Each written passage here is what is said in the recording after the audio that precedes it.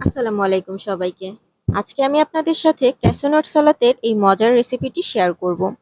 আমি প্রায়ই এটা মাঝে মাঝে বাসায় বানাই, কেননা রেস্টুরেন্টে খেতে গেলে এরকম এক প্লেট ক্যাশনাট সালাতের প্রাইস পড়বে অনেক।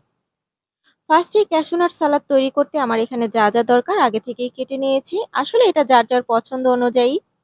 এবারে আমি চিকেনটা ম্যারিনেশন করে নেব, আর তার জন্য এখানে ব্যবহার করছি আদা রসুন পেস্ট, দিয়েছি হাফ চামচের মতন গোলমরিচ, স্বাদ অনুযায়ী লবণ, 1 চামচের মতন সয়া সস, এখানে 2 চামচের মতন কর্নফ্লাওয়ারটা অবশ্যই ব্যবহার করতে হবে, আর এখানে দিয়েছি ডিমের কুসুম।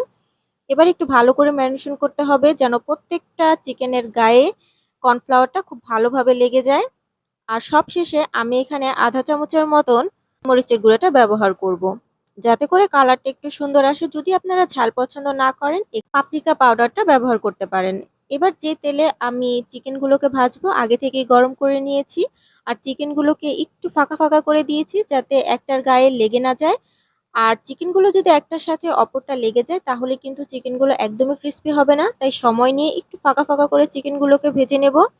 আর যখন চিকেনগুলোকে একদম বাদামি রঙের হয়ে যাবে ওই পর্যায়ে আমি এগুলোকে তুলে নেব। অতিরিক্ত ভাজতে যাবে না, তাহলে কিন্তু চিকেনগুলোকে একদম শক্ত হয়ে যাবে, ক্রিস্পি ভাবটা একদমই থাকবে না। এবারে ওই একই তেলের মধ্যে আমি ক্যাশু নাটগুলোকেও ভেজে নেব। আর জালটা অবশ্যই মিডিয়াম রাখতে হবে।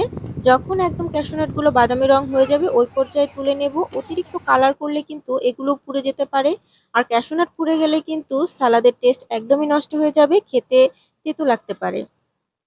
এবারে অন্য একটা প্যানে আমি সামান্য পরিমাণ তেল দিয়ে দিয়েছি, চাইলে এখানে বাটারও ব্যবহার করা যায়। আর এখানে আমি ফার্স্টে গাজরগুলোকে একটু সটে করে নেব, তারপরে অন্য যে ভেজিটেবলগুলো আমি এখানে রেডি করে রেখেছি সবগুলো এখানে আস্তে আস্তে মিক্স করে দেব। আর এখানে অবশ্যই জালটা হাই হিটে রাখতে হবে।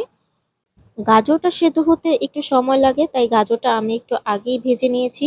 তারপরে ক্যাপসিকাম, এবার দিয়ে দিলাম টমেটো, এখন আমি এর মধ্যে অ্যাড করব পেঁয়াজ, আর দিয়ে দিব ভেজে রাখা চিকেনগুলোকে।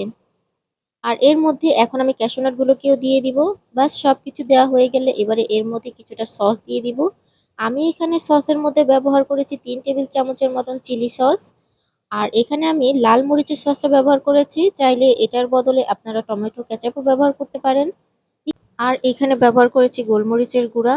আসলে এই সালাডটা কিন্তু একটু ঝাল হলেই খেতে ভালো লাগে, তাই আমি এখানে ঝালের পরিমাণটা একটু বেশি রেখেছি, চাইলে আপনারা আপনাদের পছন্দ মতন ব্যবহার করতে পারেন। এই পর্যায়ে আমি এর মধ্যে শসা দিয়ে দিয়েছি, আসলে শসাটা চাইলে স্কিপ করতে পারেন, কিন্তু দিলে খেতে বেশ ভালো লাগে। আর সব শেষে এখন আমি এর মধ্যে দিয়ে দিব কিছুটা লেবুর রস। সবকিছু একত্রে আর একটু ভালো করে মিশিয়ে নিয়ে নামানোর আগে এর মধ্যে আমি কিছুটা চিলি ফ্লেক্স অ্যাড করব। আমার আজকের ক্যাসোনার সালাদ একদম রেডি। আর একটা প্লেটে আমি সার্ভ করে নিচ্ছি। আর আজকের ক্যাসোনার সালাদটা দেখতে যতটা সুন্দর ছিল, খেতেও কিন্তু দুর্দান্ত ছিল। আমি চেষ্টা করি সবসময় আমার পেজে সহজ কিছু রেসিপি শেয়ার করতে। আজকের রেসিপিটিও সহজভাবেই আপনাদের সাথে শেয়ার করার চেষ্টা করেছি। সবাই ভালো থাকবেন, সুস্থ থাকবেন। দেখা হবে নেক্সট অন্য কোনো ভিডিওতে। আল্লাহ হাফেজ সবাইকে।